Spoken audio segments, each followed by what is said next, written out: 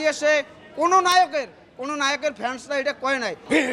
শাকিব খানের একটা পশমও না কেউ ছিঁড়তে পারে নাই, ভবিষ্যতেও পারবে না। দুলু মিয়া বিশ্ব কি করবে? জয় করবে। ডলারে বাংলা ছবি দেখা যায়, এটার কিন্তু প্রবর্তক হচ্ছে শাকিব খান। শাকিব খানের ছবি আসলে পরে আমরা এক সপ্তাহ উৎসব করবো, অন্তত এক সপ্তাহ আমরা।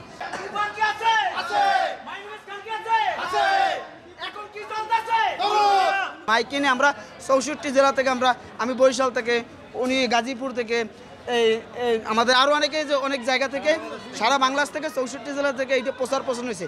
এটা ফার্স্ট টাইম ইতিহাসে কোনো নায়কের ফ্যান্সরা এটা কয় নাই। সেটা পৃথিবীতে উল্টিয়ে গেল আমরা বিশ্বাস করবো না। এটা শুধু শাকিব খানের ফ্যানরা একতা, সব কিছু একতা হিসেবে এগিয়ে যাচ্ছে। দরদকে সাকসেসফুল করতেই আমরা ইচ্ছার একটা ছবি আসছে অনেকদিন পর।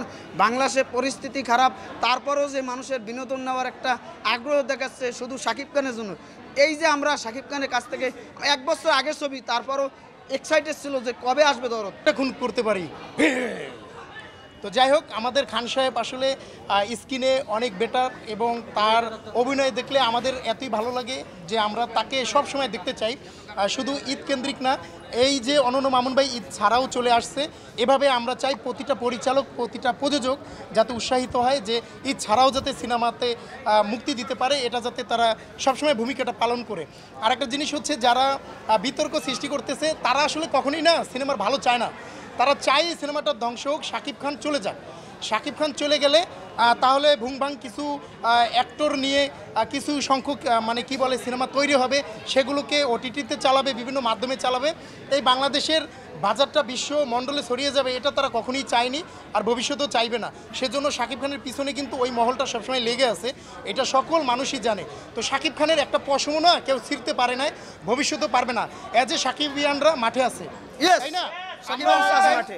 আমরা অল টাইম মাঠে আছি, শাকিব খানের পক্ষে কাজ করব, এবং আমাদের ভালোবাসার সুপারস্টারকে আমরা গ্লোবালি এভাবেই ছড়িয়ে দিব। দুলু মিয়া বিশ্ব কি করবে? জয় করবে।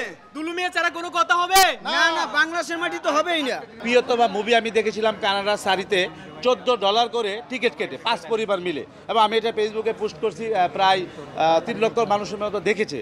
এই যে ডলারে বাংলা ছবি দেখা যায়, এটার কিন্তু প্রবর্তক হচ্ছে শাকিব খান। আজকে আমাদের ছবি যখন বিশ্বের 22টা দেশে যখন মুক্তি পায়, আমি নিজে কানাডাতে শাকিব খানের প্রিয়তমা দেখে আসলাম।